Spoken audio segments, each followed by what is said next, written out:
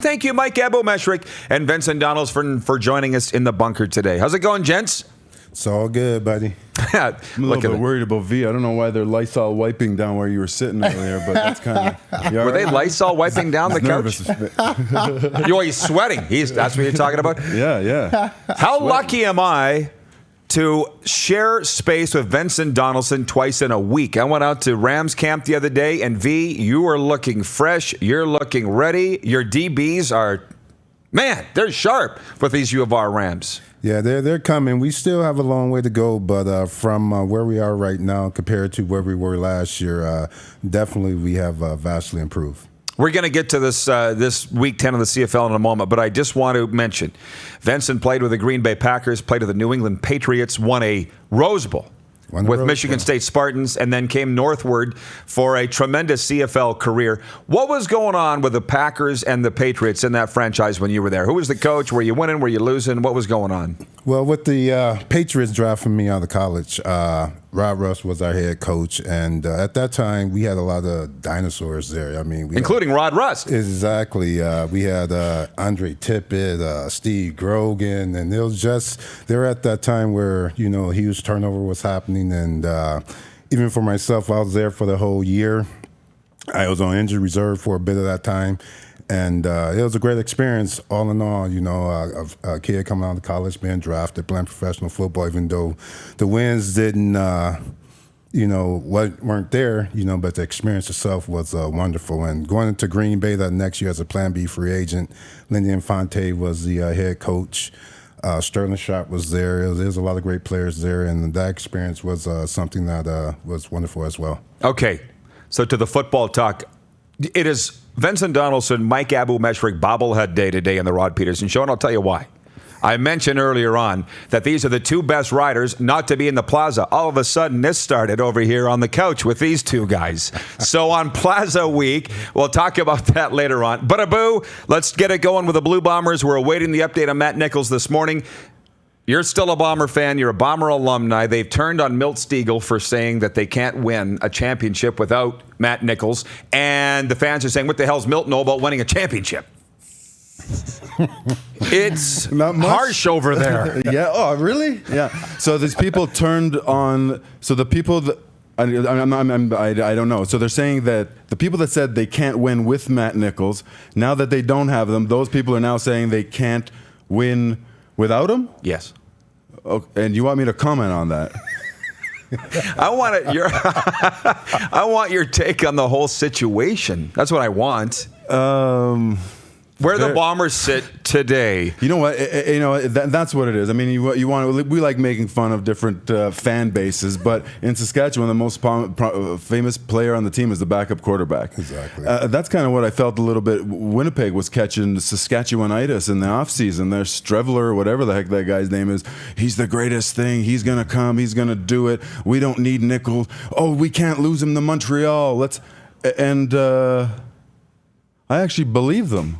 I thought that they actually had a good backup quarterback, and that's why he was on the team, and that's why they didn't want to lock him up. So I don't know who to believe. These guys that woke up today, and now that, based on what our analysis of the Winnipeg Blue Bombers, well, they have a good backup quarterback, one in which these people that you talk about wanted him to start, a few months ago. So exactly. I think they're going to be just fine. Close your eyes, throw that ball up to Lucky Whitehead and let him run. Catch the ball, touchdown. Easy. They sound simple. Exactly like Rider fans. As Linda has written in on the Facebook feed, they sound like Rider fans with Darian Durant. Everybody's down on him, and then when he gets hurt, oh no! Curses. And by the way, they were curses without Darian Durant, which Darian knows. So if you're the Bombers guys, and Ventson, obviously you're nodding your head. You're still the bobblehead day here. Ventson, Donelson bobblehead day. Exactly. Do you think they're going to be okay with Chris Strevler? Clearly you're following the league. Or should they go and sign a Drew Willie, a Brandon Bridge, a Darian Durant? Man, look at here. Winnipeg MO is their defense and running the ball and getting the occasional big plays from their offense. And I think that they have the chips in place. Sure enough, they could use a bit more of an offensive punch, but as long as that defense playing the way they're playing and Harris running the ball the way he's running the ball, they're always going to have a chance to win.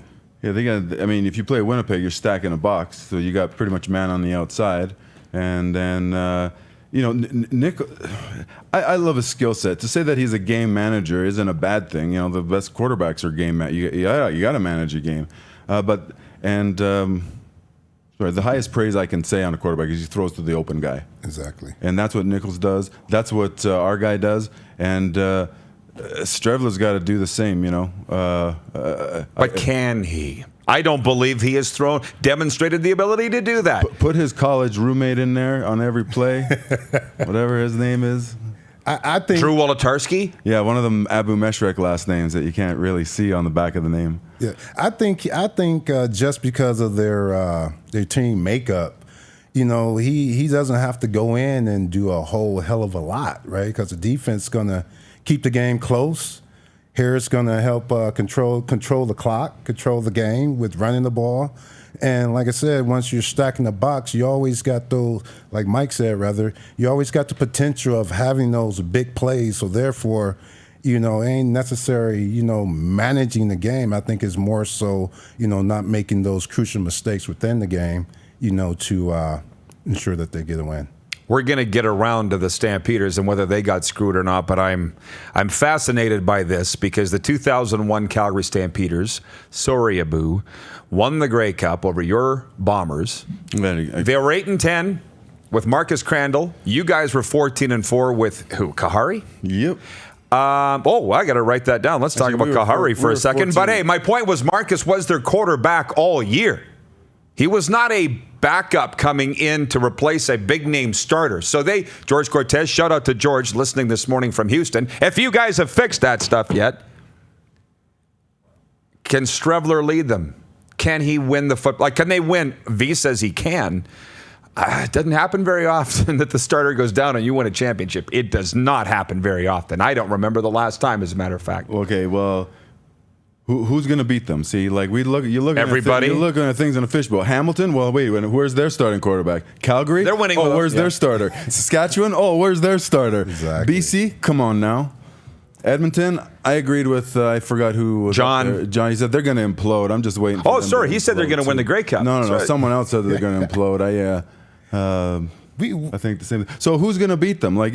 Everyone always wants to, this is no good. Well, then who's going to beat them? Exactly. You could have... Saskatchewan might with Cody Fajardo. Who was their backup quarterback. But he's not anymore. Not anymore. Well, I'm not, Hey, we know defense win championships because they didn't need their starter. We know that. Why we playing with this? Their defense is out of sight right now, and in my eyes, they're only going to get better if they can avoid the injury bug. Winnipeg going to be hard to beat because you're not putting up 30+ points on those guys, right? And as long as they're able to keep the games close, they're always going to have a chance to win. Hamilton, same thing say about Hamilton. The way that their offense, whether the team is built around the defense, their offense just needs to go out there and throw to the open guy or not screw it up. And the team's built that way. With Harris or the what do they call the Canadian backfield in Hamilton?